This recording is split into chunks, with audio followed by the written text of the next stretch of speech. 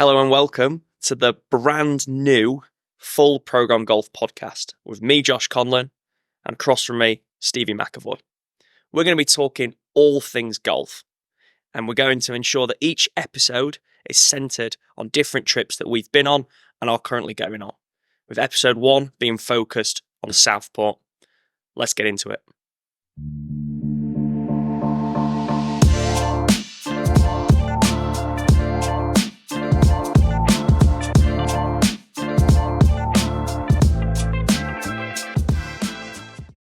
Stevie, how you doing? Hi, mate. How are you? Yeah, I'm all right. I mean, the last bottle of red could have probably been left, but got us through the fight, didn't it? I'm a little bit woolly, and my whoop is at 24%. I'm just trying not to let it dictate my life. I took mine off months ago. I'm just like, oh God, it's red. It's going to be a bad day. Might as well be black. Cloud above my head. Yeah, it's... Good night, though. Good night. Nice way to finish the trip, really. Good night. Do you know what? It took me a little bit off guard how late Ngannou Joshua started. When we were down the pub and we talk about it, I was just like, yeah, I'm up for the boxing. Saudi Arabia, 3 hours ahead, didn't get on the bloody canvas until 12:30. Yeah, well, when we turned it on and it was about, halfway into Zhang Parker, I was really hoping there was going to be a knockout just to get the boys out a bit earlier. Good win for Joshua Parker. Very good. I mean, actually revived his career a little bit. You know, beating Wilder, which was a real shock. Yeah. Almost stopping the Joshua Wilder fight in its tracks. And then going and beating Zhang. Hats off to the kid. Does Usyk beat Fury? No chance. Absolutely no chance. Both good fighters. Fury is a much better fighter than Joshua. And he's actually just going to lean on him like he did with Wilder. And he's just going to tire him out. And I mean, if it's on points, he'll beat him. If it's knockout, he beats him. Whichever way he fights Wilder, whether it's like in fight 1 where he goes points or fight 2 where he just obliterates him, he'll do him. Well, I hope he does, because I ain't paying money for Usyk Joshua 3. That is for absolute fact. Yeah, who is? Yeah, there you go. Blimey, is this a golf podcast? Yeah, apparently so. Apparently so. Yeah, we might just pivot into boxing now. Yeah, there you go. What do you think of all the Anthony Kim stuff happened a couple of weeks back? I mean, he didn't cover himself in glory with his golf ability, but first round back. It's going to be tough. We all know how rusty you can be just at our levels, let alone at that top game. So I really hope he does. You know, yesterday he shot +2. It's his best score since he's been back. What's that, Hong Kong? Yeah, Hong Kong. Yeah. So he's not last, which is great to see. Hudson Swafford, another wild card, bringing up the rear there, which... Tell you what, I've never in my life jumped onto, like, you know, leaderboards. I used to be PGA Tour, and I suppose it's live as well. And literally, I just go straight down to the bottom. That's all I care about. Is Anthony Kim last? Yeah, yesterday to see Mickelson at +10 was like, wow, okay, there's not Kim. He's been useless. It's like he won that PGA and he was just like, do you know what? Career complete. I'm now just going to do everything but practice, because his golf has been useless for the last couple of years. Yeah, absolutely. I mean, in Jeddah a couple of weeks ago, he started hot. I think he got to like -5, -6. And then, yeah, as you say, he just decided, nah, I'm good. He's an oddball. I've always wanted just a book to come out and actually tell the truth about all his gambling and stuff like that. Because he actually posted out a couple of months, maybe a year ago now, where he was like, acknowledged the fact he had a gambling problem. I think that was like the first like public time when Mickelson was like, yeah. And so these stories we hear about like 800 mil are probably true, and Callaway paying it off and all the rest of it. But it's wild though, isn't it? Imagine getting yourself 800 mil in the hole. The anxiety with that. I actually can't imagine it. Like, as a non-gambler, I cannot imagine it. Cannot fathom 800 million. I mean, I like a flutter, don't get me wrong, but I can't. Like, outrageous. Absolutely mental. What are we talking? Like Saturday ACCA, or what's your better preference, Josh? Yeah, I do like a 5-fold ACCA, lower league football, you know, really finding the value. You know, as a Sheffield Wednesday fan, I've had to get accustomed to lower league football. Yeah. So, trying to find the value in the Barnsley-Oxford match, brilliant stuff. How many of them are you hitting a season? Most Saturdays. Oh, do I hit? Oh, sorry, come on, and hit. Yeah, pull the trigger. Not do. Yeah. I reckon if you hit 3 over the season, put a fiver on each week. And what's that returning? You're probably pretty even at the end of the year. It depends on what 5 teams. You might be between 80 quid or 180 quid. Yeah. It's never going to change your life, but might make for a nice Saturday night. Yeah. Well, back to the Anthony Kim thing, what I was going to say is if it just goes away and it was a flash in the pan, it got me up at 7 a.m. I thought it started at 7 a.m. Actually at 8 a.m. for Jeddah a couple of weeks back. And that montage video that relaunched his social media and got posted out on Live is one of the most epic 70 seconds, as in, I put that almost in Tiger Woods winning 2019 kind of hairs on my arm standing up. Come off it. I was just always taken by the Anthony Kim thing. I didn't even like him that much when he was playing, but then when he disappeared, amount of times, much like on that video where you type into Google, what happened to Anthony Kim? Yeah, I reckon I used to do that quarterly, just double checking what's going on, where he is. Everyone loves a story. Yeah, that completely fell off the face of the earth. What happened to him? As you say, everyone's checking, everyone's saying. I mean, we've said it before. It has to be a documentary. It has to be. I mean, if Liv haven't, as part of his package, said we're going to have a tell-all documentary with you about what you've been doing, where you've been. I mean, it looks like he's been having a bit of fun, doesn't it? But yeah, all 10 years have aged with him. yeah.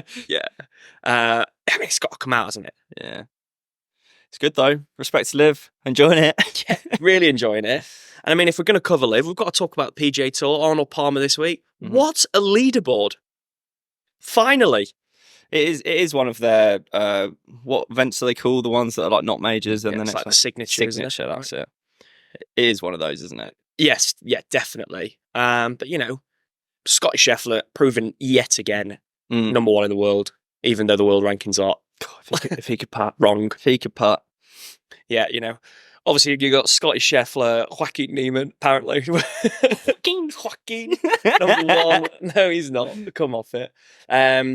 Yeah, I mean, they need to sort the world rankings properly out, don't they? Yeah. But Scheffler, Wyndham Clark, Shane Lowry, hopefully he can do it. I mean, I do like Big Shane.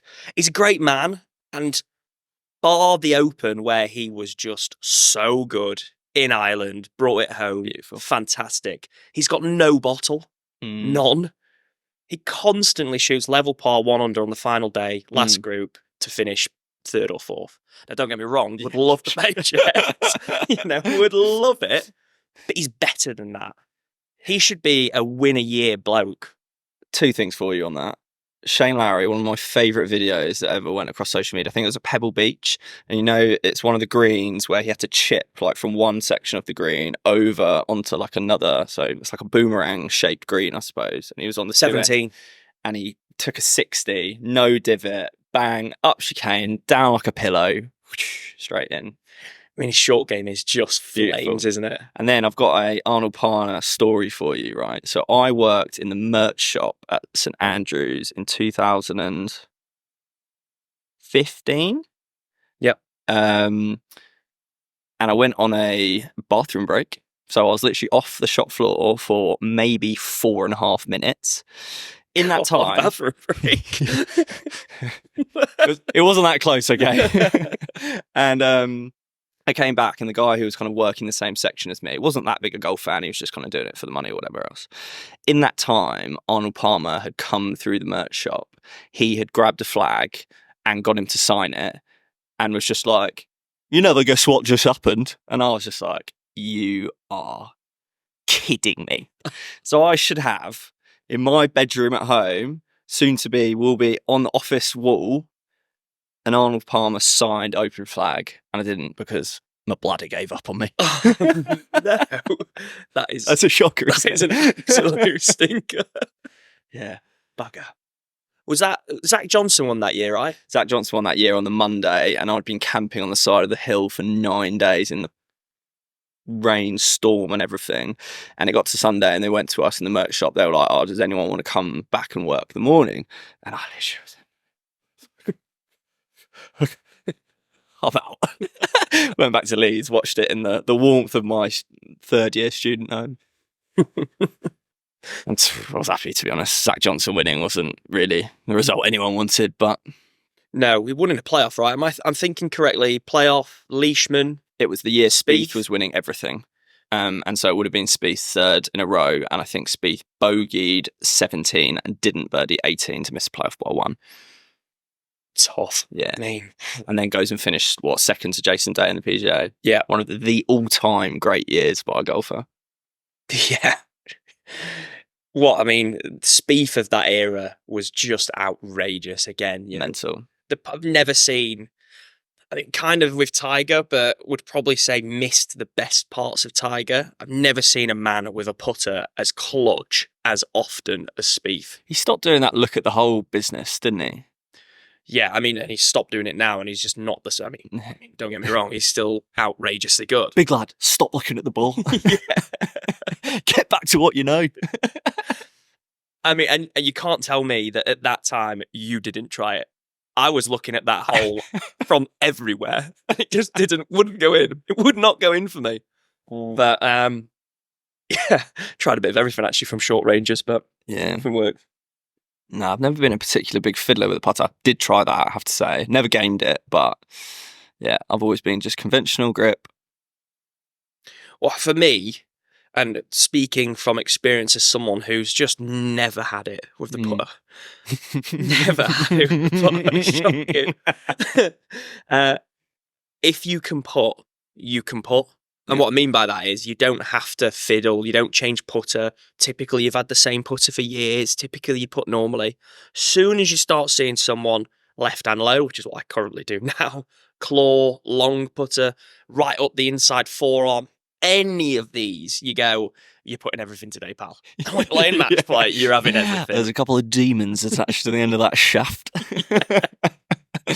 Yeah, do you know what? I never even realised how little of a tinkerer I am with putter when I went to get fitted by big old Jason McNiven down at Basingstoke. Jason. Yeah, and did the putter fitting for me. And he was like, "So you're a tinkerer?" And I was just like, I don't know. It was just like, caught me off guard as a question. And he just paused and went, "When was the last time you changed your putter?" And I went, 10 years ago. He was like, "You're not a tinkerer." Which fair enough. So when I got fitted up for my new clubs last year, Yeah. I mean, I've got to say, and hands up, my putter that didn't get stolen, unfortunately, I might have wrapped round a few flagpoles because it really didn't listen. The Spider was still there, went for a fitting. My mate Sam was just like, "What is this? Like, what is it?" He's bent beyond belief. So anyway, we do the full fitting, full session. We're on the putting mat. We've got all the different cameras out, the lasers out. Get fitted, and always wanted a Scotty, but never. The numbers never allowed me to purchase one. And this time around, I was like, it was similar with a Ping, similar with something else. I was like, you know what? I'm pulling the trigger on the Scotty. It's getting in the bag. Must have used it 4 times. Absolutely awful. Awful. Went on eBay, bought the TaylorMade putter for 50 quid, and that's the one in the bag. So have you still got the Scotty at home? Oh yeah, it's in the locker, isn't it? It does look nice. It's just speaking to me, just whispering sweet nothings out the locker. That's the one George has got the tour only of, isn't it? Mm. But the other problem I did with it, I put one of those flat so grips on it. Yeah. And yeah, just I'm a big mid superstroke guy. Always have been. Went for a stage where I had 5.0 Really? on a blade putter. God. Yeah. I think I've actually still got that monstrosity. That was the real height of the demons. That was close to looking at the whole time as well. That was a good, few years ago now. It's lucky you can hit the golf ball. Yeah. I mean, God, that flat sow's awful. But so I went to the fat sow. I've gone into the 3.0. Then I've had the flat sow. I don't know why I keep saying flat sow. It's just coming out of my mouth so often. The flat sow. And now I've got this back to a normal pistol grip, small thing, which, you'd expect is going to be awful for me with my putting stroke, but I love it. Do you know what? This is why we're a good scramble pairing. Josh just takes the first 350 yards of the hole, and then I do the last 30. That give yourself a discredit. You pitch as well. Last 60. Oh dear. Well, do you know what, mate? I'm going to give a quick shout out for where we're sat now. Mr. Win Stanley has been a absolutely tremendous host up in Southport this week. Phenomenal. Landing on our feet up here, haven't we? Yeah, I mean, we've spoken, haven't we, a little bit privately. Barn conversion, lots of land, beautiful views, getting out the hustle and bustle of London. Yeah. 20-minute drive to Hillside, Birkdale, S&A, could do this. Yeah, I'm thinking, how often is okay to ask to come and stay? Yeah. Look, mate, sorry, we just got to come up for another work trip. I don't want to be too much of a burden, but what we'll run out of is what on earth we'll bring him. So we've done the whiskey. That box is ticked. I reckon we can hit red wine the next occasion. Yeah, and definitely. I mean, there's a lot of whiskey in that cabinet. And then we're going to start filling the biscuit tins. Hey, I bought you 3 packs of custard creams. Have you ever tried a bourbon? But yeah, no, it's a cracking spot, to be fair. And so we've landed on our feet for sure. And those welcome baskets. Welcome on the bed. We're staying in a private residence. We bob into we've got a double room each, so he's got 2 guest rooms, and on there is a basket that you'd find in a 5-star hotel. We've got the slippers, we've got the eye mask, we've got 2 bottles of water, we've got a couple of peanuts, we've got some golf tees. So it's actually customised to us. You can't forget the little pillow spray to help you sleep. It smells beautiful. I know you're a man, Phil, so that kind of stuff as well. I've seen a number of candles in your flat. Yeah. Nice ambiance, great smell. Helps in sleep. Oh dear. But I won't lie, I hadn't touched the water until last night, and honestly, I woke up just clacking. I was absolutely gasping for water. Just chopped both bottles. Was up and down in the toilet like a yo-yo. The bladder didn't like it, but thank God I did, because feeling a lot fresher this morning for it. Yeah. No, when we did our Tesco's run the other day, the Baroccas have made my mornings quite considerably better. So you can tell we're getting old when we start talking about how you make the next morning better. Well, so it's Saturday morning at the minute, and Josh and I are just up here, and we're like, we're 45 minutes from Liverpool, we're an hour from Manchester, blah, blah, blah. And we're like, what do you want to do tonight? And I was just like, quick bite food and early night. Got me some sport on. Yeah. Oh dear, I can't keep drinking like day after day after day. It catches up with me. And I'm soft, as well documented. Yeah. I mean, I probably should do a little bit less than I am. Can handle it typically. But it doesn't half batter the waistline when you keep drinking. Yes. Wouldn't know personally, but I would. I can see. Yeah, I would. Many examples at our golf club. Yeah. So shout out to Royal Mid Surrey, eh? Hey, shout out to an absolute goat of a golf club. What a club. Positioning, where it is, ability to therefore booze. Two courses. Decent tracks, Decent tracks. Not the best. We can say that. It's comfy. We're not going to be offended if people say, Royal Mud Surrey and all that sort of stuff. Hurts a bit. We're from just a purely a golf course perspective, we are like towards the top of a tier 2 in the sense that like a couple of weekends a year it is an absolute like nails condition. Antlers in particular. Yes, 100%. It's a flat bit of land on the edge of London. There's only so much you can do from a golf kind of landscaping perspective. But what was the old standard scratch? It used to be 72 on a par 69, so it's a proper test of golf when they want it to be. Do you remember when they grew the rough up in between where they were doing the conservation stuff? 2 or 3 years ago, wasn't it? It was so difficult when it was up like that.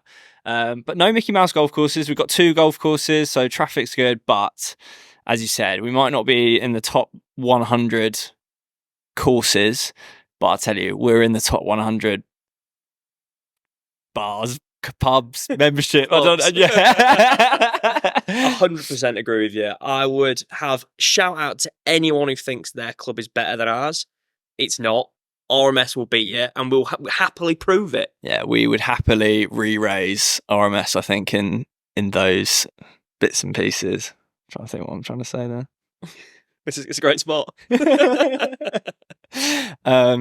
we talk about this week then? Yeah, we probably should get on to that. Actually, we've been waffling on for a while now. So where have we been? So, it's Southport, right? It's been in the works for us a little bit. We've seen it as somewhere that we really wanted to get stuck into and understand a bit more of. Me being from Sheffield, I've had some time over here, played some golf, managed to play a couple of places. So, S&A and played West Lancs previously, but never really felt like I'd done it and I'd hit the big boys up and was ready to really start getting in amongst it. So we've had a great week, haven't we? It's a proper spot as well. Proximity to Liverpool and Manchester. It's a great little corner of England. Yeah, it's got it all, really. It doesn't shock you that there's 3 open tracks within 10 miles of each other. I've probably just absolutely butchered the geography there, but you get the point. They're close, aren't they? They're close to each other. So what? We actually did a stopover Tuesday night, didn't we, up at your parents'? Yeah, always nice. Whenever I can get myself home, see the folks, see Fred, the little dog. What a great little boy he is. Great to see him. And nice to manage to do that so close to Mother's Day as well. We've seen a bizarrely large number of Freds. Yeah, we have. They've been everywhere. Little Maltese Terrier, Lhasa Apso. White one. Little white, furry little dogs. They're just everywhere over here. I understand it. They're great. Great temperament. Great temperament. Yeah, so got up there Tuesday night, went for dinner with your parents, which was lovely, and stayed at their new little gaff there, which was, spot on, to be honest. And then Wednesday morning, went over to Pennines, as your old man would say. Yeah. Up and out, straight over the Pennines, straight into West Lancs. Took us a bit longer than we'd hoped. Yeah. Rush hour and that. Yeah, but we got there, plenty of time, about an hour and a half to tee off. Mm-hmm. Great to sample the breakfast, great to get in, get on that range, get that car rust off you, really get you moving. We've done the bloody fry-up tour here, haven't we? We've had a fry-up at every spot we've gone to. Yeah, forget ranking courses, we're going to rank the breakfast. Yeah, it was good breakfast at West Lancs. Actually, good driving range as well. Really good range. Yeah, and as I say that, I'm trying to picture the ranges at Wallasey. I don't think we even got on there. There isn't a range. No, Wallasey was an RMS style warm up. We were a couple of beats in the net, trying to warm our hands up so when we fin our first shot, it doesn't rattle through our skeleton. Yeah, and then Hillside was a good one. Obviously, we're going to get on these tracks shortly, so bear with us. But West Lancs. So West Lancs, thoughts on West Lancs starting out?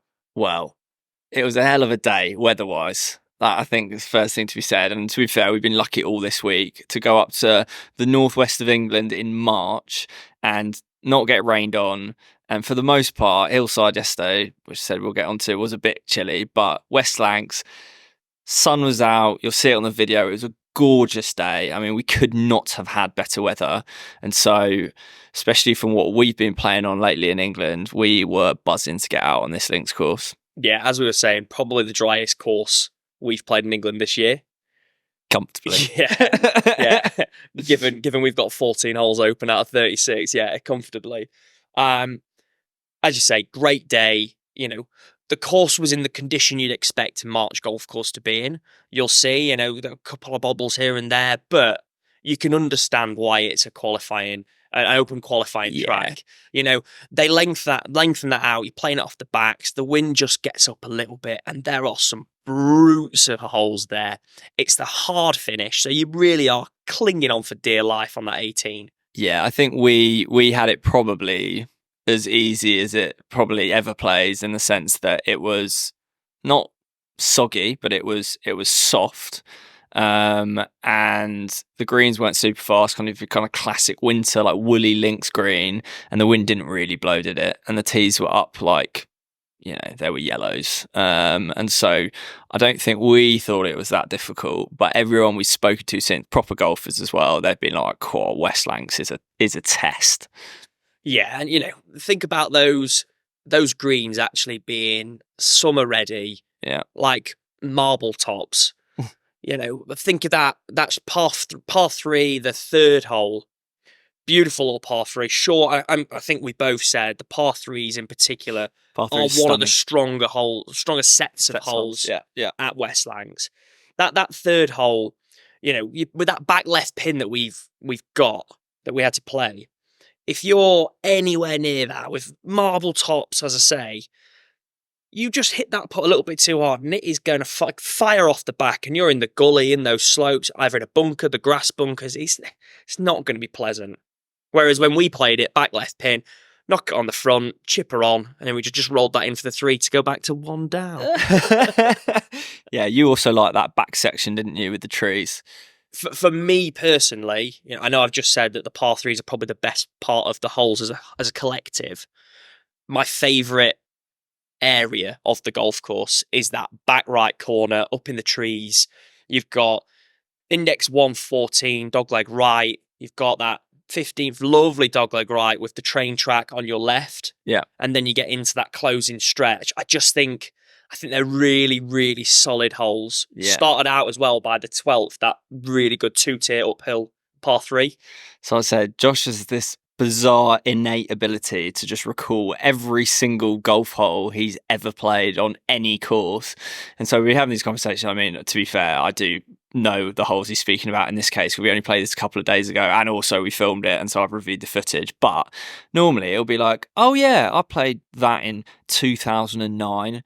The par 4 14th up the hill, and I'm just like, what? I was like, I can't remember my name from yesterday. Such a useless skill. But you alluded to one up. So basically what we're doing is we've agreed, when it's just Josh and I playing together on one of these recce trips, we have a match play game. Josh gives me 2 shots, and we're having a running tally over a 12-month period. Has to be a minimum of 10 games that we do, and basically the winner after the year gets the free dinner. Yes, and it started out certainly very competitive. So I'll not make Steve say the score out of courtesy to him.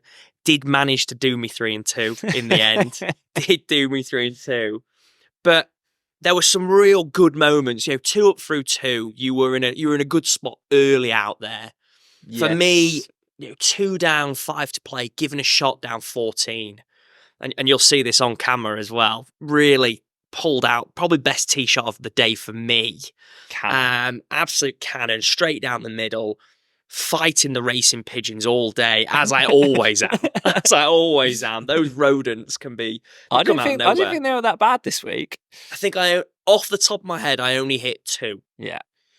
And even one of them was just left edge of the fairway into a left to right wind, so I got away with it.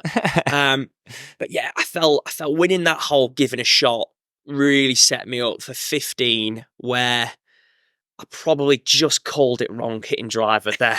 It was definitely an interesting play. So it's a short par 4. I said you've got railway track up the left.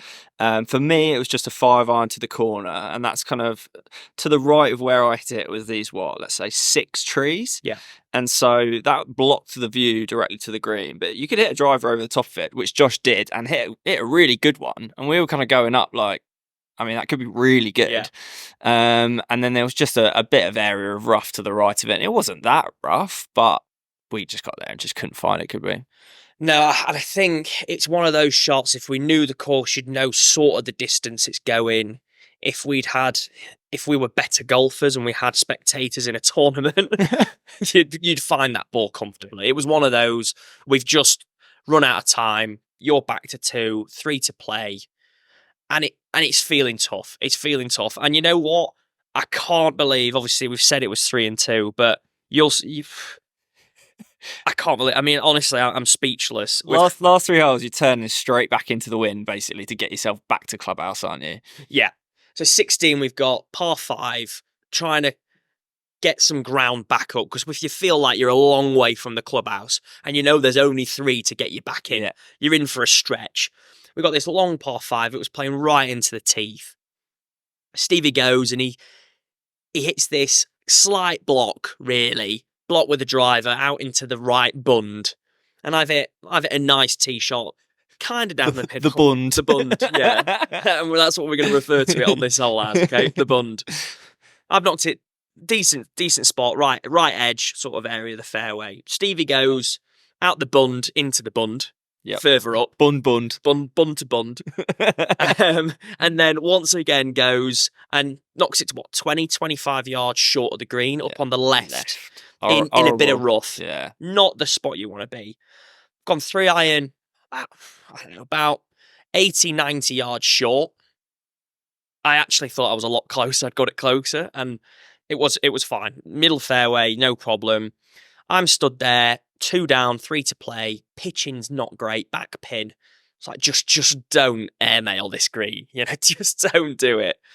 So 10, 15 feet, pitched it to there, which I was thrilled with. Absolutely thrilled with. It's not really holeable, but it's not really 3-puttable.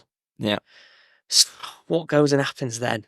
Off the downslope, in the rough, pulls out, what was it, 54, 55? 54 back of stance, yeah. And just hit this beauty that landed just into the bank, hopped up, trickled down, and just dropped in the hole. And I mean, it was one of those that if it misses, it's a foot away. Yeah. So it doesn't hurt as much, because if it had hit the pin, clanged to the pin and dropped, it'd be like, no way.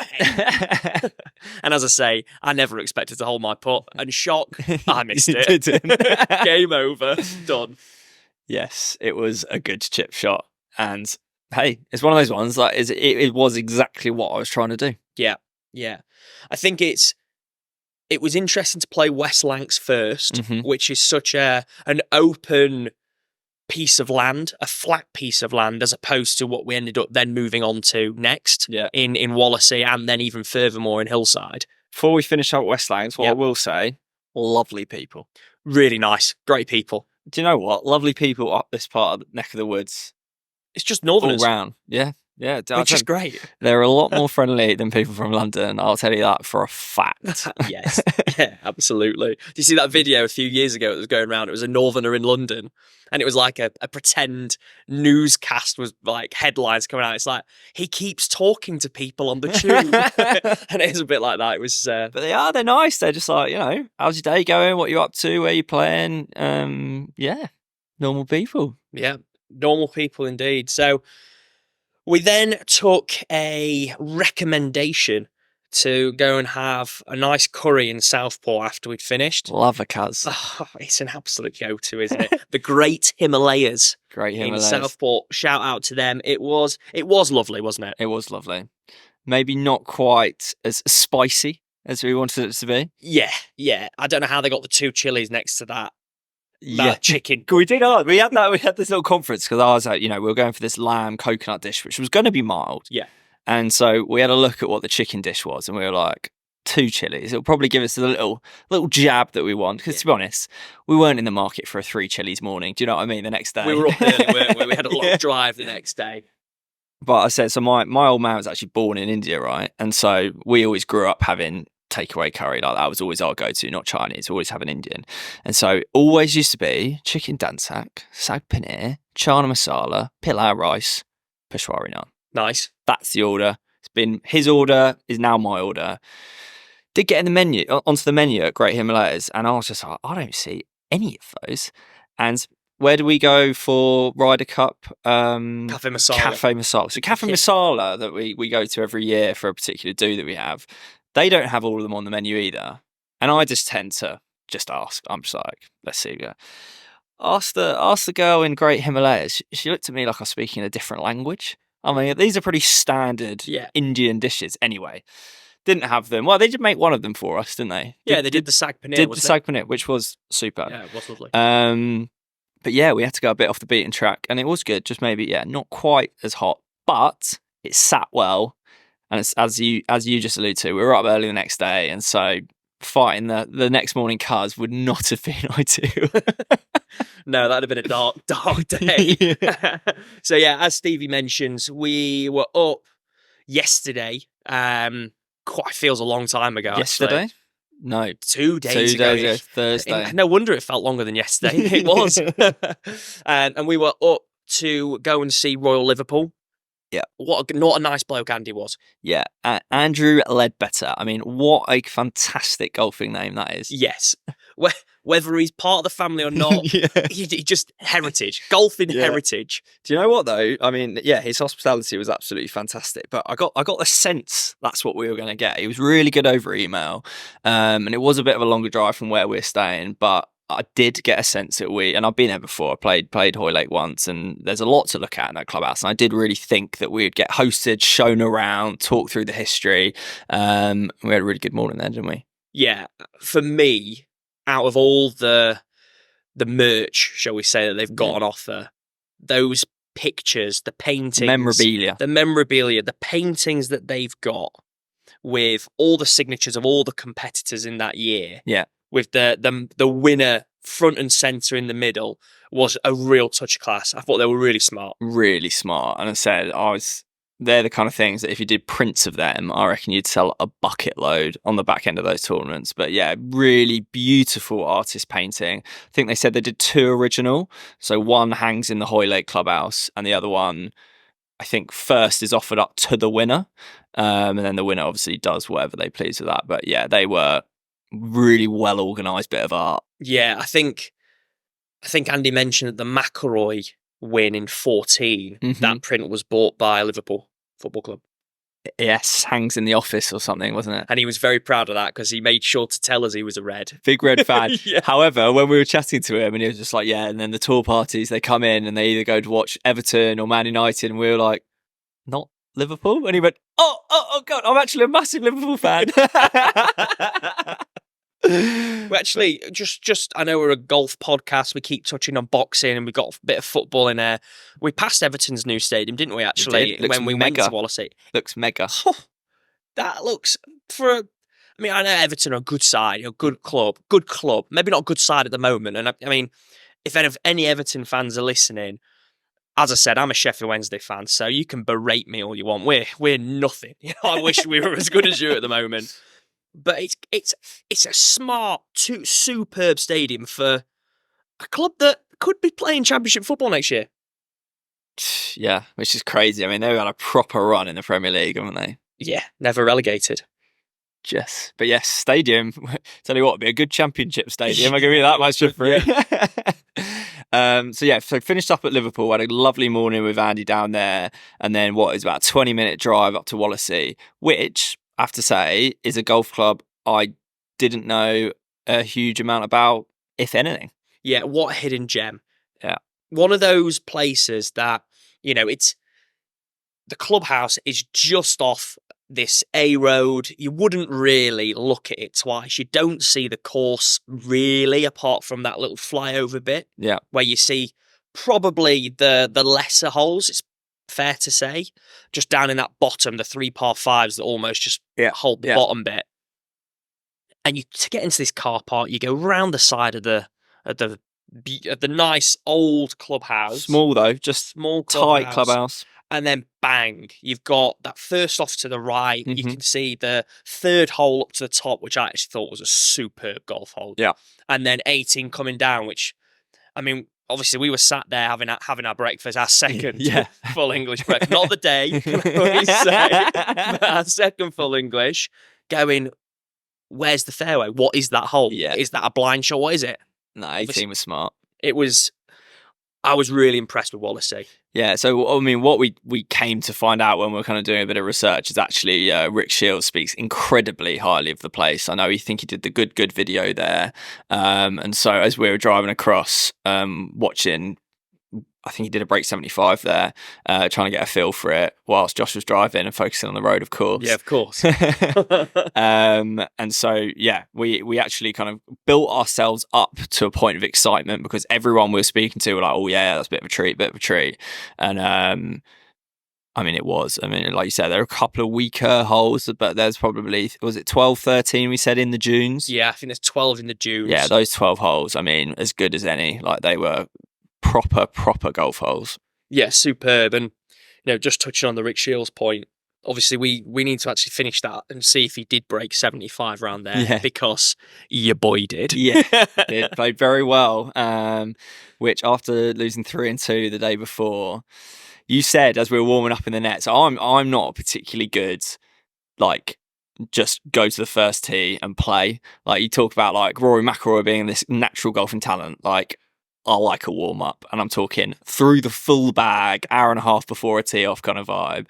And so we had a couple of cold swings in this net, and you even said you were just like, this plays into my hands. Yeah, I just felt as though, yeah, as you say, you're a big warm up guy, big warm up guy. Whereas I'd much prefer a coffee, and stay warm, and then just a couple of hard 8 irons into a net. As long as you've got the strike, they might be absolutely hooking off the planet, but you've got the strike, haven't you?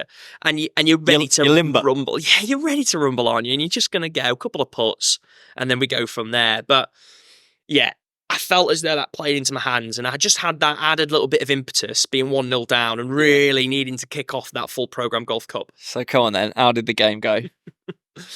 It was a good game. It was a good game. I think it was a good game. Better game than the Wednesday, I thought.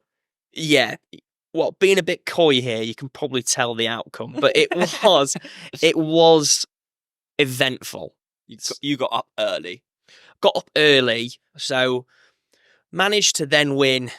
You should win any game much easier than I did in the end, but I won 6. So we turned off, when you turn off the sea, 6 across, which was a naughty crosswind on the day. Mm-hmm. And you went first and didn't particularly apply the pressure there at 1 up. Was that my stinger attempt? That was the stinger attempt that just flailed right. I've been practicing this kind of open stance, back of foot, 2-iron stinger where I basically just like fly my arms underneath myself. And I can get it out really nice and low.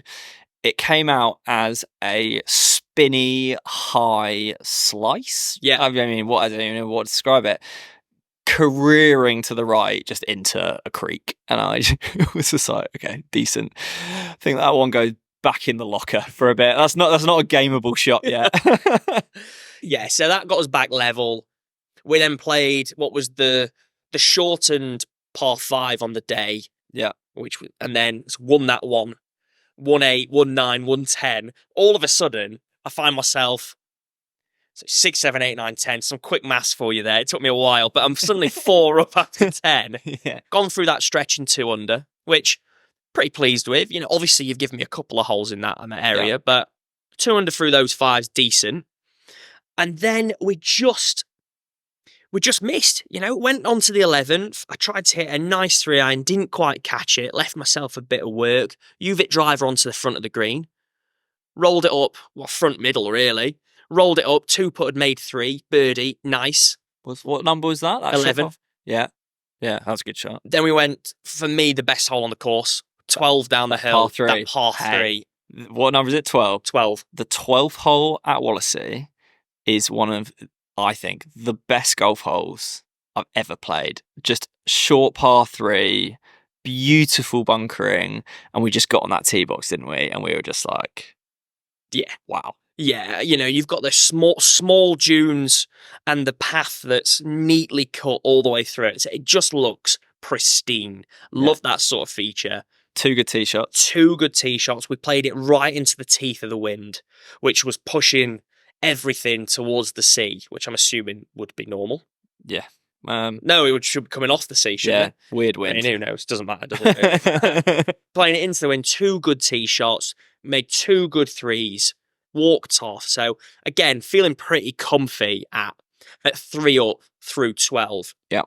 Lost 13 with a short par 5. You made a good 5 in the end. I managed to bang my ball right. I had to make birdie with a second ball. Lost it. Yeah.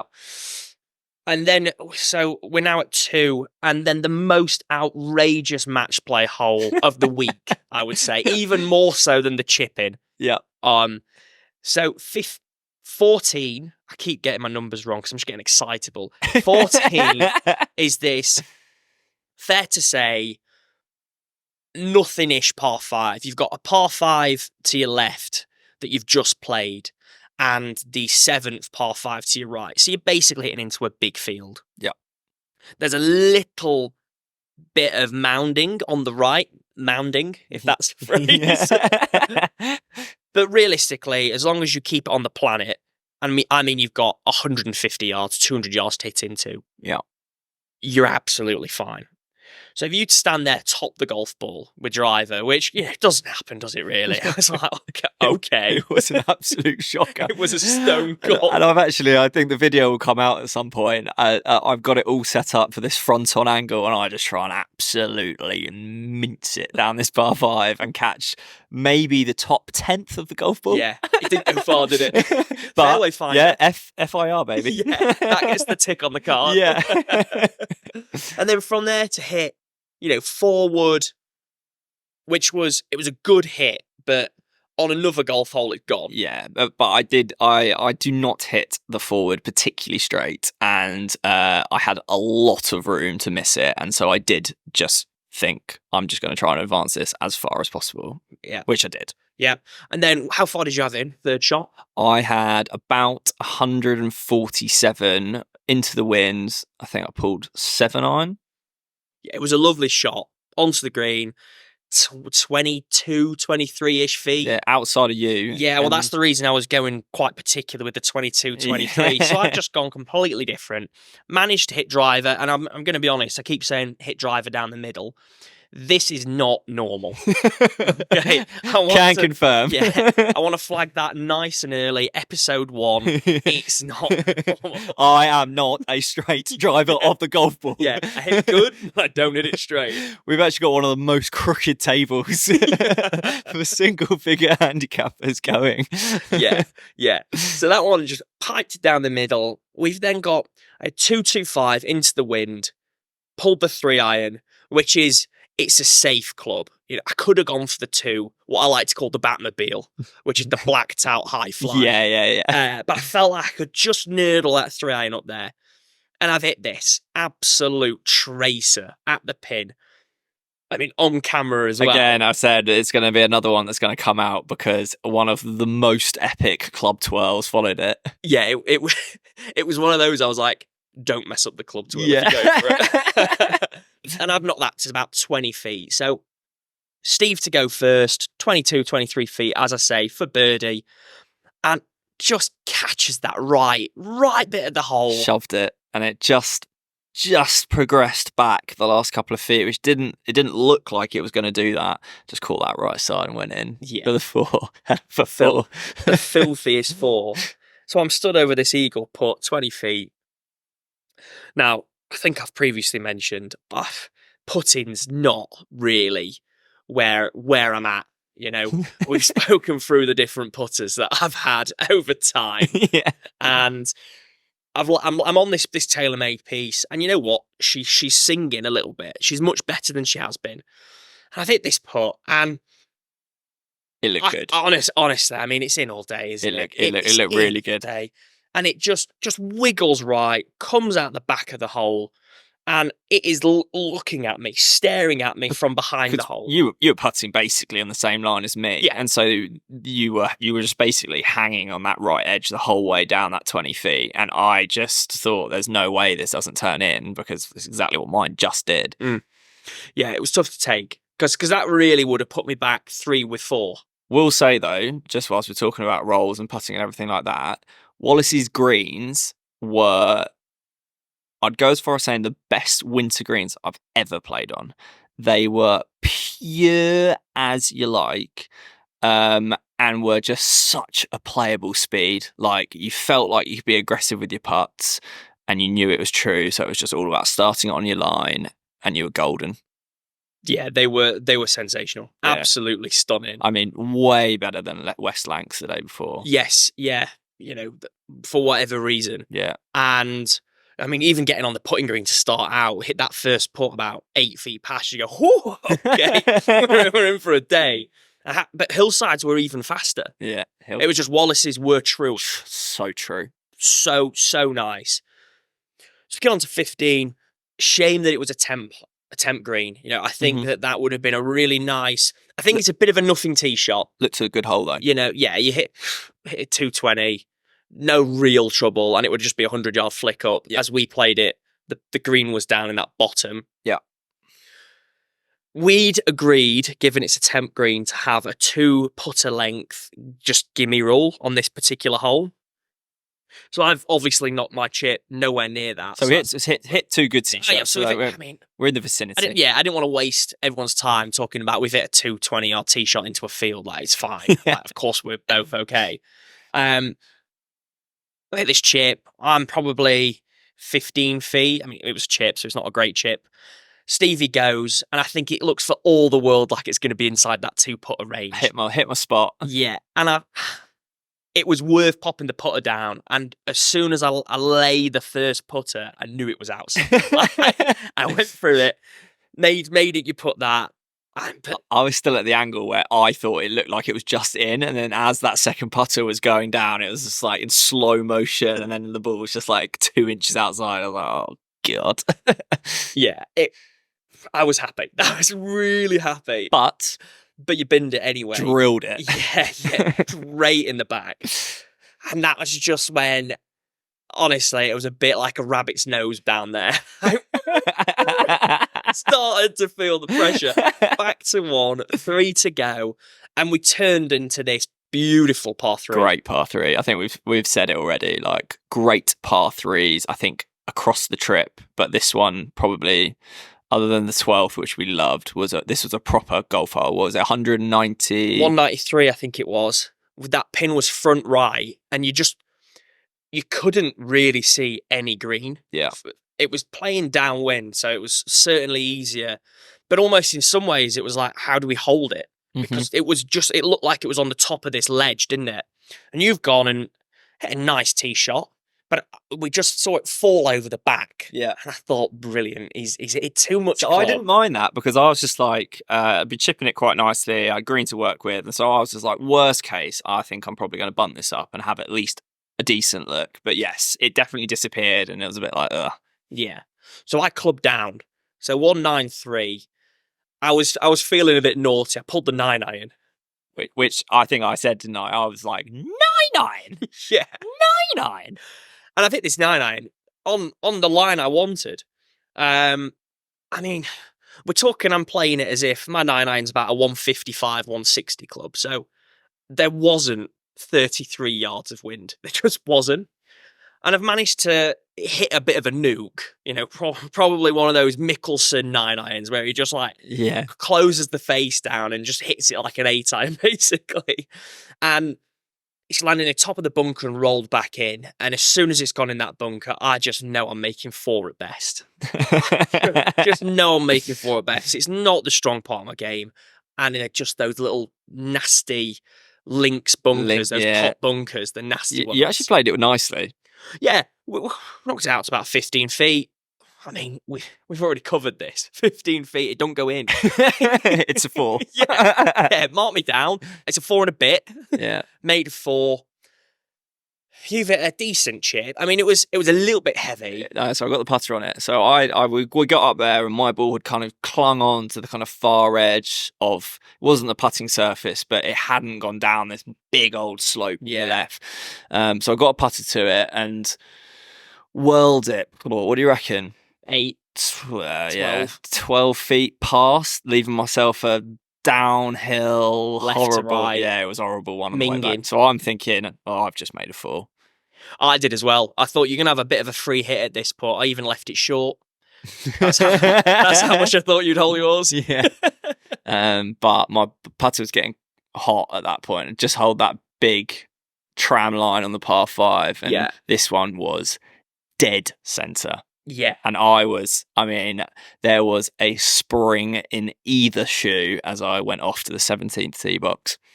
Yeah, I won't lie. When I walked up and over to the 17th, back over the dune, I really felt the wind start going out of me. Like, that was a sucker punch that, I'll be honest with you, if you'd have put the next tee shot anything like on the planet, I'd have been struggling. Do you know what? I was thinking to myself, obviously I haven't got the killer instinct anymore. I was thinking, God, if I beat Josh here, he might not talk to me in the next 2 days.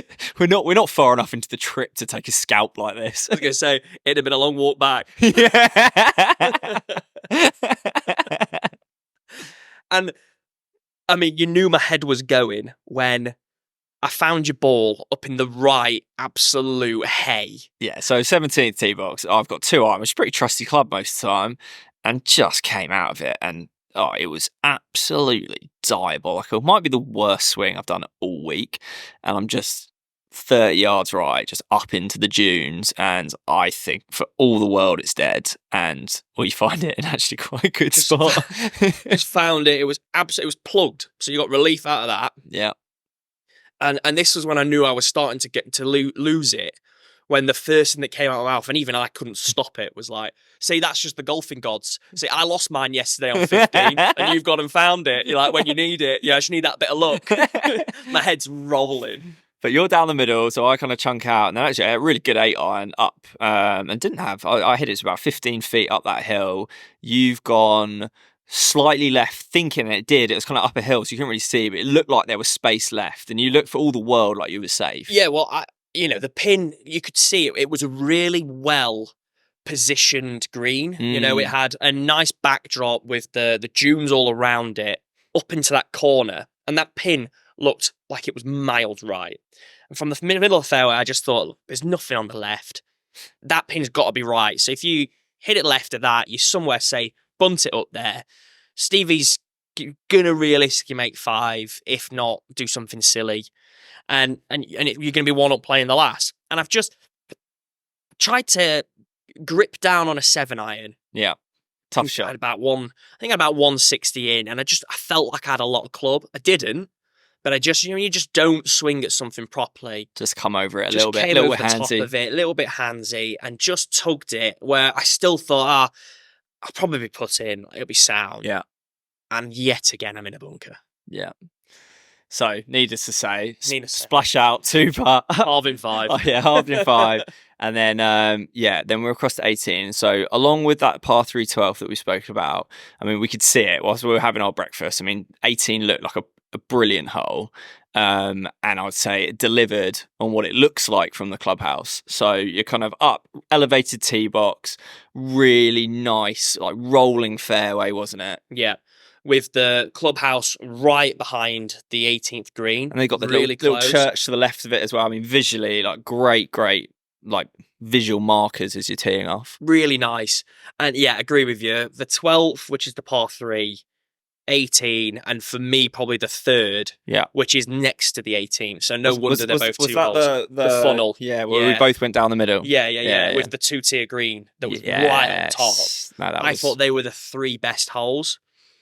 And 18, so I think, again, it probably played a lot easier than it can. Yeah. Right? We had a wind off the right. We're both realistically not going to miss it right. You're not going to do it again. Yeah. I know you just did on the last, but it's just not really the shot with the irons. But no, we hit two really good tee shots down there, and so we're marching down all square, both silent, both in the middle of the fair. Oh yeah, talking had stopped. Yeah, all square. The pin was so you then from sort of the fairway, it drops down into almost into a bowl in front of the clubhouse, right? And that pin was right back. It was a Sunday pin, wasn't it? It was a really Sunday pin, back left pin. And really, we hit 2 pretty average seconds. Yes. I was kind of long left, and you were kind of pin high left, weren't you? Yeah. Both not on the green. I probably had the harder of the 2 shots. Yeah. And so I chipped it up to 8 feet. Yeah, maybe you're doing yourself a disservice. Could have been about 12 again. I don't think it was any shorter than the one you hold on the par 3. Yeah, fair. But then you rolled it up a bit inside me. Yeah, probably about 6, 6 or 8. It's probably a 6-ish. And I've had 4 1-putts in a row to this point, I think. If you include the 17th. No, 17th 2-putt. But before that, so anyway, putter was hot on the back 9. Yeah. And I thought for all the world I was going to hold this. I really did. I did as well. And I just shoved it. Gutted. It was a real match play moment, wasn't it? It was one, you hole it, there's no way in which I hole it. Yeah. I mean, to be honest, I'm stood over it thinking there's no way. I think the one thing that's helped is having been on, having watched back a few of the cameras, I can see that my putting stroke is short and jabby and hanging. Absolutely awful. So I was like, just just try and actually pull it back. Yeah. And I've actually managed to hit a good putt, rolled it in, snatched the win against the head, really. I should have already won, but No, it was deserved. You did play better. yeah, knocked that in.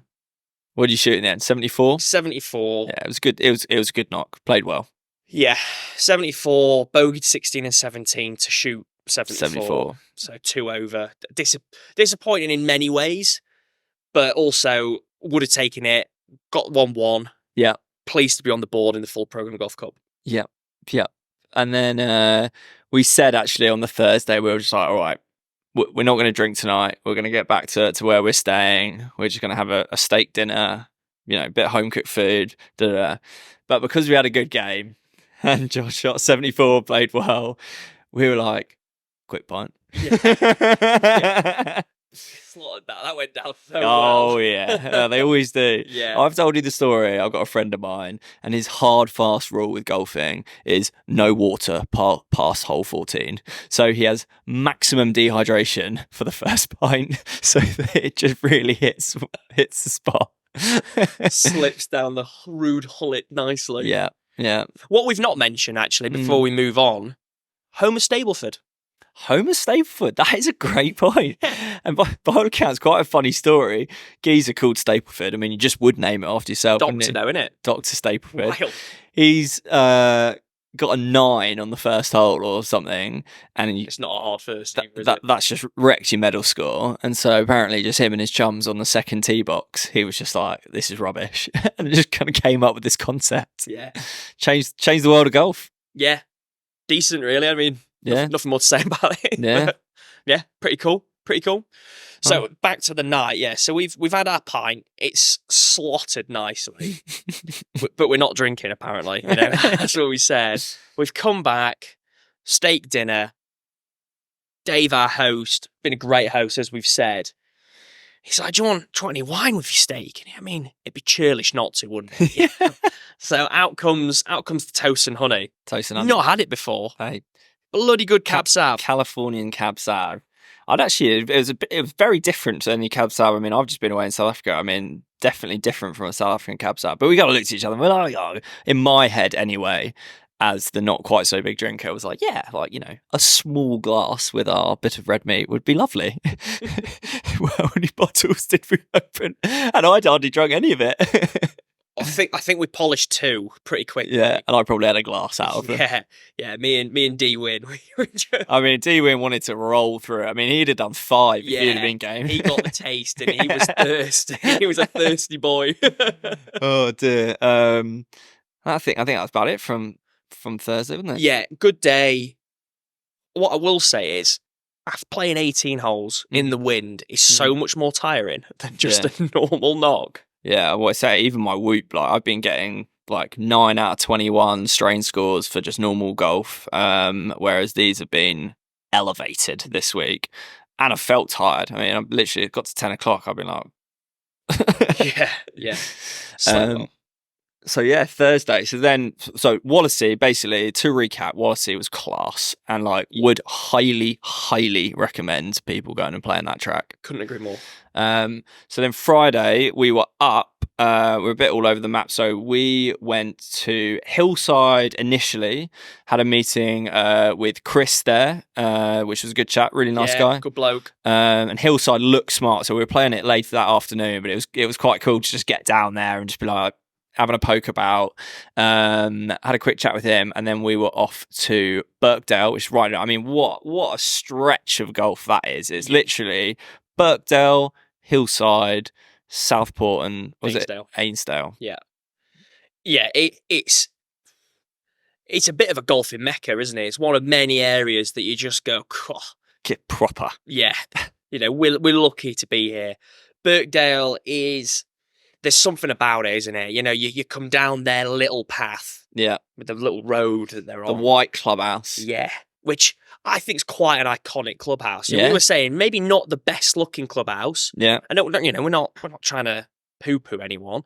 I think you'd look at it and you'd go, it's not really the most stunning clubhouse, but actually it's really quite an iconic one. Yeah.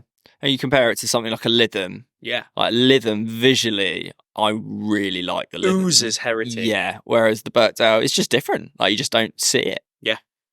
Nice, though. Yeah, yeah. And again, like, similar to Liverpool, I suppose all of those open rotor golf clubs have so much memorabilia in there, and so you can get lost in there for hours. So again, you know, got taken round, great tour. Their upstairs room, I mean, the viewing kind of window from their top floor is Beautiful. class. And so I think they do the Birkdale experience where you play two-course menu meal upstairs, and I mean, I would assume a really good day. Yeah.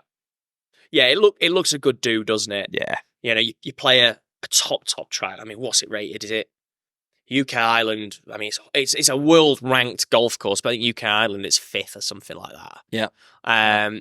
Superb, really good. It was good to meet Ben. Mm-hmm. Really good chat. Great time there. Good pro shop. Good pro shop. So we've got a bit of a Addiction. wasn't the word I was going to go for, but that as well. A bit of an addiction to merch, and in particular, like logoed merch. Logoed merch. But we also have a rule: if you've not played the course, you can't wear the stash. And we'll come on to that later.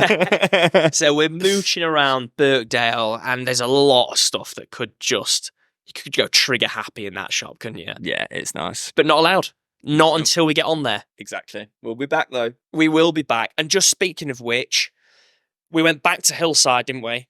Yeah, so then after the meeting, back to Hillside. They're very close, so logistically actually not that big a deal. Yeah, it wasn't crazy. And, you know, we were just talking about pulling the trigger on merch. Yeah. Went straight into that Hillside pro shop and just started going for it, really. Yeah, well, you got what you needed. I've got a couple of very particular items that I am keen to purchase, and Hillside either didn't have them in my size or like it just wasn't quite right, and I was just like, because I think Hillside's quite a good one to have because great track. I don't think it's the most visited track. And so if you have the item of clothing, you're probably going to be one of few, especially down in London, that have it. So I did really fancy something from Hillside, but I didn't pull the trigger. Yeah, and again, you'll see on the videos, I did. And I'm proudly sporting the black cap that I had from Hillside. Which was smart. It needed to complete my outfit. You know, I had the black, I had the lilac, and then the black gilet. Yeah. So really, I needed to keep that clean colour scheme on the head. So I was really pleased to pull the trig and have that Hillside cap on. Yeah, so we had a good session in the Hillside Pro Shop. And from the clubhouse, Hillside looks smart, didn't it? Yeah. We got really lucky. I said Wednesday's weather was amazing. Sun was out. Thursday, wind wasn't too bad. It was grey, but it was fine. And then Friday, like it was quite windy. And like I'm southern and soft, and I was like, this is going to be cold.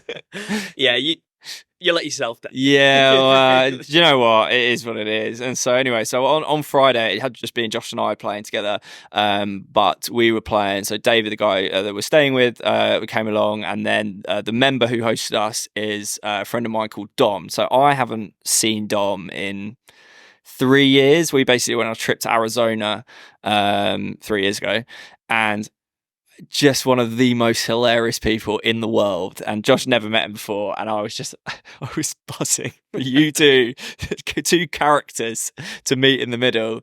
And so yeah, it was really, really looking forward to it. And it was a good time. Proper golfer. So he's almost, you might kill me for giving his age away. He's almost the big 5-0. And he is a proper golfer. He's one of the best drivers of a golf ball I think I've ever played with. He plays off 2 or 3, and he hits this low, penetrating fade, which gets out there. Yeah, to come cold onto the first tee, train tracks left, bunkers and dune right, and just hit this soft peel driver straight down the middle. It was nice. I was like, okay. Yeah, golfer. Proper golfer. Really impressed. Yeah, Yeah. D-Win, great vibes. Great. He was like, so I'm filming the whole time here, and so Josh and I aren't playing against each other so we did youngsters versus old boys, and yeah, we didn't even throw the balls up, and like Josh and I did say to each other, I was just like, we should beat them. Yeah. Yeah, Dom round his track was always going to be handy. D-Win likes to play his golf here and there. Yeah, he came. Do you know what? He came in with some holes. As in, like, he got a good number of shots off us, and yeah, I mean, what did he get? He get 8 shots, 7 shots, 7 in the game. Yeah, 7 in the game. So certainly handy. And yeah, when Dom had his absolute moment on the 11th, the par 5. yeah. Dom's chipping is, for how good a golfer he is suspect. If Dom could chip, he'd be on tour. Dom's going on to me about he's doing all the chipping practice round 6. I was just like, well, you're clearly not doing enough, ball. But so yeah, I said I'm filming quite a lot of it. So we're doing the down the line series, and then we're trying to chop together other bits and pieces. And David goes to me about 15 holes in. He's just like, I've noticed you haven't filmed me yet, Stephen. And I'm like, yeah, I filmed a bit of you walking. Hillside's nice though. I mean, so everyone was talking about the back 9 being like the 9. I thought it was hard. Like, it's a brute of a goal. I mean, as we say, the wind was really up, and it was a cold wind, so the ball just wasn't travelling like we'd seen, and like we typically see. It was a tough day. Like you mentioned, the down the line series, you're going to see in the video, it's an absolute worldie of an up and down that's to come, which I was so pleased. On the SI1 series. On the SI1 series. Yeah. Sorry, the SI1 series. That was really nice. I thought you'd hold it. Yeah, it's been outrageous. And what you'll see from down the line is the framing of each hole is really quite spectacular. For a links golf course, it is one of the better framed 18 holes for sure. It was, I really want to come back and play it in the summer. I think particularly just because it's slightly more trees and stuff like that. I think when that's green, that's a really pretty golf course from the tee box. Yeah, and and there'd been a couple of misses that we'd hit that were actually fine, and Dom had said, come back in summer, that's like knee-high rough. It's tough. Dead. Oh, it's tough. I can't say what he actually would say there. A couple of expletives before. Oh, dear. But no, we had a good game. What was it in the end? 3-1, 3-2? 3-1 in the end. Yeah, 1 on the par 5 17th. Yeah. But we were 4 up, 4 to play. Yeah, and the back, do you know what? The back 9, you got a nice soup at halfway, didn't you? Oh, leaking potato. Yeah. It was actually really good. I thought they were dusting out hot chocolates and have a peer in. We got a full soup menu. And then what was it? What was the 10th? Was it the par 10's 3? The short par 3 up the hill, which again really well framed. Keep saying well framed. Frame seems to be my thing at the moment. It's right. It's exactly right. And it was great. And I liked the 11th, the par 5. I thought that was a good golf hole. Yeah, we played it in pretty easy conditions. In that, yes, I'm saying it's windy. Yes, I'm saying it's cold, but the wind was downwind really on that hole. Yeah. So whilst it's tight, if you could keep it over the left bunker, you were really going to find a shoot. And we didn't do that, but it was still only 8 iron into the par 5. Yeah. So you can't really complain. But it was a very good golf hole. Yeah. I actually might be a little bit controversial here, and I'm not sure the back 9 was that much better than the front. I just thought it was just a really good golf course. Yeah, solid golf course. I was so cold on the back 9. I was trying to take it in from I'm really happy and thankful and grateful that I'm here. But God, I was looking forward to the clubhouse from about hole 14. I was freezing, man. Favorite hole? God, I like that short par 3, 10th. What was the par 3? Was it 7? Or there was one kind of with the tree slightly longer. Yeah, 7. Yeah, I like 7 that as into well. the trees before the short dog leg right par 3. Yeah, I like that as well. I like a par 3. Like a really well framed par 3 is, yeah, my kind of hole. Yeah, I think for me, I'm probably a little bit different. Again, it's how you play a hole, right? Yeah, I'd say probably the massively. second. I loved the second, the par 5 up the railway track. You can see S&A on your left. Yeah, There's that little stream up the right. And just again, we had a decent win for it. Thought the hole back up into that corner. It was a really good golf hole for me. yeah, I know, but all round a very solid golf course. I didn't think there were many weak holes. No. And yeah, very keen to go back in slightly more milder conditions and get it in the summer. And it's amazing that we know Dom, and yeah, we had a great time. And so yeah, I think we'll definitely be back, won't we? For sure, yeah, looking forward to it. And to close the loop on the breakfast series, had another great full English. Yeah. That circular sausage, just want to really shout out to the Hillside Nice touch. Catering team. Great circular sausage. Yeah, we were intrigued by that, weren't we? Yeah. Yeah, no, all good. And then, yeah, good pint afterwards, chopped it up with Dom for a bit. And then we were back. And then what was it called? The pub we went to the Friday? Lee Arms? The Leanne? The Leanne or the Lee Arms? The Lee Arms. Lee Arms. No, I'm sure it was Arms. Yeah. I've driven past it enough times, you should know by now. So what, we was like 7, 8 of us in there in the evening. I think that's David Winstanley's local, and he was telling us some funny kind of anecdotes from going there. But food was good, had a really good time. Had a couple of beers with the locals at the end of the night, which was good fun. Yeah, interesting people. Always nice, always good to meet. Yeah. Again, a few bottles of red that just seemingly never ended. Yes. And progressively feeling worse each morning, I think, is where I've been. So this morning, once again, Barocca was required, and does that. I would advise anyone who has bad hangovers just slam a Barocca, because you get water in you get your vitamins in you, and mentally you're like, okay, I'm doing something to improve my health here, improve my state. What caused me real trouble, just to digress a little bit, I got really bad hiccups before I went to bed. Was it you? It was me. I could hear someone. So what's going on? Absolutely. Which is pretty embarrassing, to be honest. Through about 4 different walls. It was so painful. It was so painful. Oh dear. So yeah, so then got up Friday, did a couple of bits and pieces, didn't we? And then our last stop before we head home tomorrow was over to Lytham via Dom's. Check. Yeah. Via Dom's. We were just like, Dom's on the way, and yeah, we just dropped in for another eventful coffee. Yeah. Eventful coffee, live story, enjoyed it. Yeah. And then up to Lytham, Yeah. which I know you said it at the time, really impressed with the whole feel of the area. Yeah. Thought it was lovely. Yeah. Great bloke, Tony.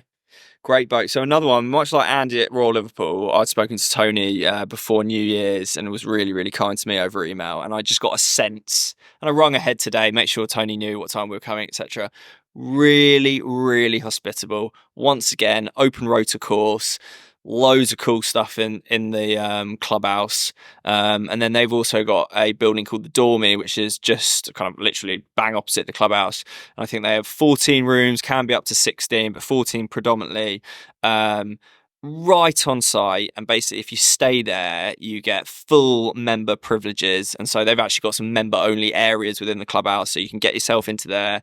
The majority of the rooms have amazing views out over the First. And I'd have thought if you wanted to do Lytham properly, you get preferred tea time, so you go off a great time of day, you stay bang on site, the putting contest you could have on that big putting green out in the front. I was going to say that we love a putting comp. Love a putting comp. Get the beers in. Fantastic. Fun for everyone.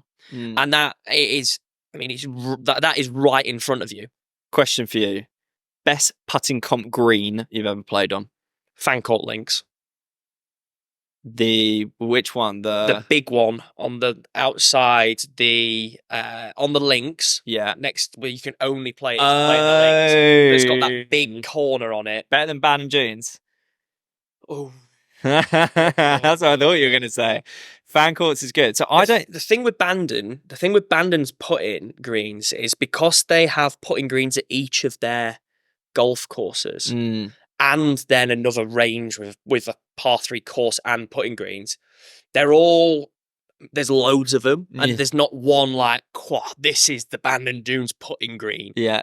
There is a very good one next to the Pacific Dunes that you'd probably call out. Yeah. But I actually think that if I was going to call out a close rival of the Links, I'd actually go Royal St. Paul's. That has got a I was going to say, so Links is massive and it's kind of shaped round so you can stick yourself in different corners, but I wouldn't say it's got like enormous undulations. There must be just like a behemoth putting green out there that rolls around and you can just... Himalayas. Yeah. St. Andrews, Himalayas. Is that...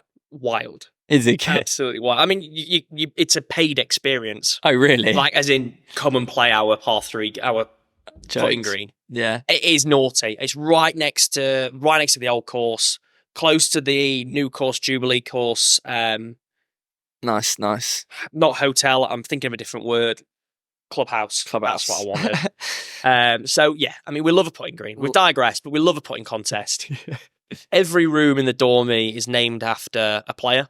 Yeah, I think it's a player who's won something major there. Yeah, I think there's males and females, so they've obviously had some women's open comps there as well. I think in 2026 they've got the ladies open. Yeah, I'm saying. So they're doing some changes for that, which look like they're going to be great. Look fantastic. And one thing I will say about Lytham, and probably I'd give it the nod for the best one we saw. World class pro shop. Yeah, it was a great logo.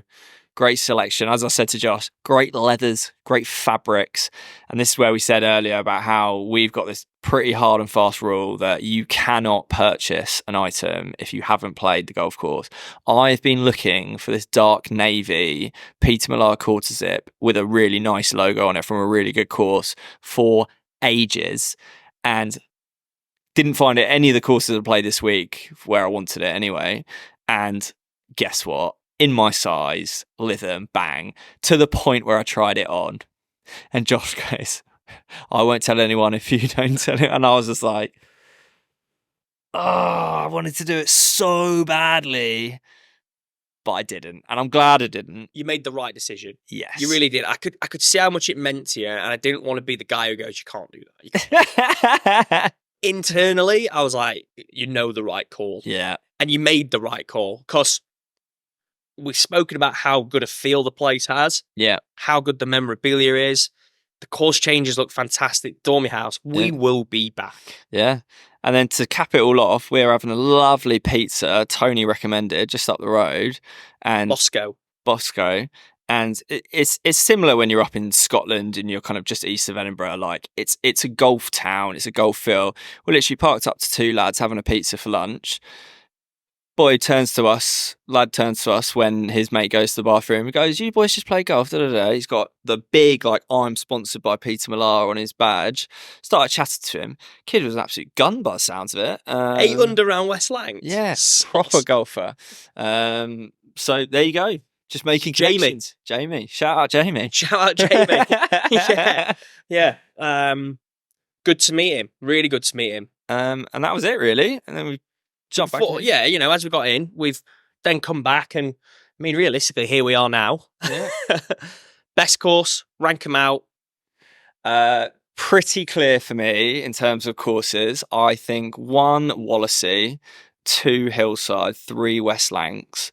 I think that it would be interesting to get Hillside in better conditions, because I think Hillside has the potential to go up to 1. But yeah, from the experiences we've had this week, like I really, really enjoyed Wallasey. And I just couldn't put it below Hillside just because of the weather. Fair enough. See, I'd have switched those two just because Hillside had a bit of a better day. Yeah. So I'll throw it into you. So you've played Southport, SNA. I've played Liverpool. Rank you 4, and I'll rank my 4. Okay, nice. I would go... Ooh, it's tough. I'd go Hillside first. I would go for Wallasey second, S&A third, and I'd close on West Lancs. Yeah. And that's not a slight on any of the lower ranked ones. They're all great golf courses in their own right. Yeah, I'm similar. So I would similarly put my extra course there in the third position. So I'd go Wallasey, Hillside, Royal Liverpool, West Lancs. And I think the only reason West Lancs and Liverpool are 3 and 4 in that case is I personally like a links course with either dune or tree action. Like I like rolling. And I think that Liverpool and West Lancs are your more kind of classical links where the wind is the defense. And like, yeah, it's just, it's not that up and down. It's reasonably flat. Great golf courses, but I said that's just definitely my style preference. Yeah, I think same really. All the three S&As are similarly dune style setup. Yeah. It comes third just because it was played a good few years ago. I played it in awful weather. Like, oh wow, it was howling wind, waterproofs. Couldn't get the umbrella up because there's no point because it's blowing all over the shop. Yeah. So you just can't enjoy the day. It was a Bucks event as well, so there's a bit of pressure on. It just wasn't a fun day. It was a grind and a battle the whole time. Yeah. So it goes 3. It'd be one that might change, going back and playing different tracks. Yeah, but no, great golf courses. And I said, I think we're absolutely going to come back and get those open rotor courses done. I think Formby is another one that we have been, we've got friends that are members there and have been told really, really good things, but it is a great spot to come on a golf trip. There's absolutely no doubt about it. And I said, especially if you want to go out and do stuff like that, Liverpool, Manchester, right on the doorstep. Yeah, couldn't recommend it more, really. Had a great time. Been a great week. Yeah. Looking forward to the next one. Hey, we've got all sorts of content coming out on it. I think they're going to look really smart, the videos. And yeah, I think that's about it, isn't it? Yeah.